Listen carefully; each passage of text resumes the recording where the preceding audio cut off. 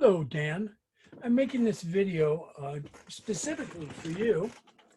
Um, you once said that you weren't able to play as high because you weren't able to whistle. I was painting a house today and I just won't clean up yet. I guess I'll take a shower and we'll work on it. But I was listening to a video, a guy on the web, and he didn't even give his name, so I can't give him credit. But he said that it was more the tongue position. But if you couldn't whistle, uh, it was raising your tongue, but you can do the same thing just by blowing air and raise your tongue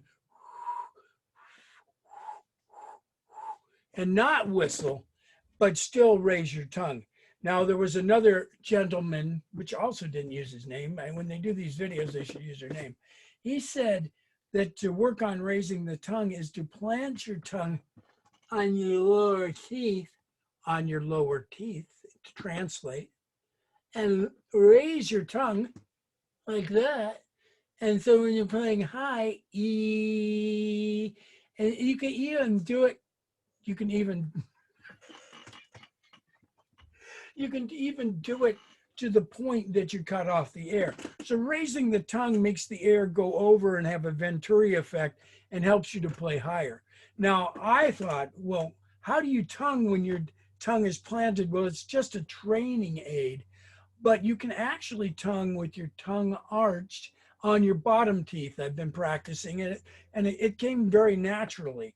I normally tongue on my upper teeth with dirty fingers. It's acrylic paint. It's not going to kill me. The lower, but you can tongue da da da da da da da da da, and actually get a pretty good tonguing out of your lower d d d d d d d d d d d d, tonguing off your lower teeth. So that works. Now that arching of the tongue, you can use the syllables E or ah for lower notes and E for higher notes. I had one Brian Davis on the website. He didn't pay as much attention to the syllables you used. He was just knew he could raise his tongue and lower his tongue without those syllables. And if you practice raising your tongue, it seems like it worked really well. Now, the guy who planted his tongue said that you should try going from G to C, but the goal with that tongue raising is not to hit the C, to kind of go in between. And then you're actually getting the right tongue position, which didn't make as much sense to me, but he said to practice it and it works.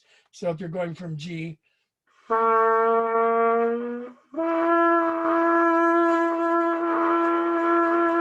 and don't get the C, just go halfway in between, and you can really feel that your tongue is raised.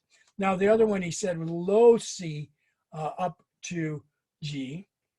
I was doing low C up to G. Then G up to a middle C.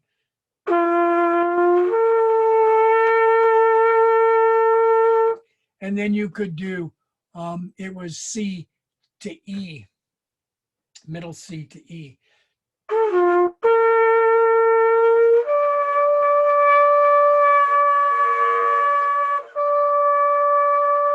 And he says you're not really even changing the embouchure.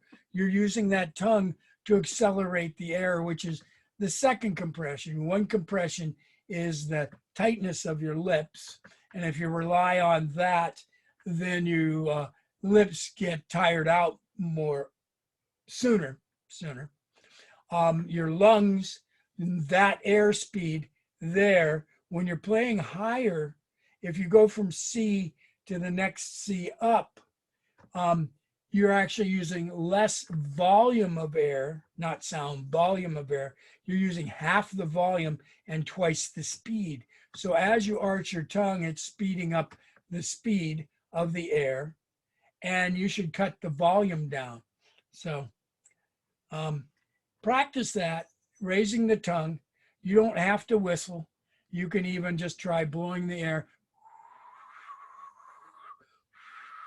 and raise the tongue. And he says there shouldn't be very much movement in your embouchure to do these changes. So tongue arch is your third compression. First compression is your lips. The tighter they are, the harder you push with your mouthpiece, which you shouldn't. You should be using minimal pressure. And the next one is your lungs, that really give you the best support, that save your lips from getting worn out. And the next one is your tongue arch, which is very important. The one guy I was talking about it said you either get it or you don't get it. So practicing that tongue arch is going to help playing higher. All right. I was just thinking about you, Dan, and I made this video. So I'm going to stop the recording and say goodbye.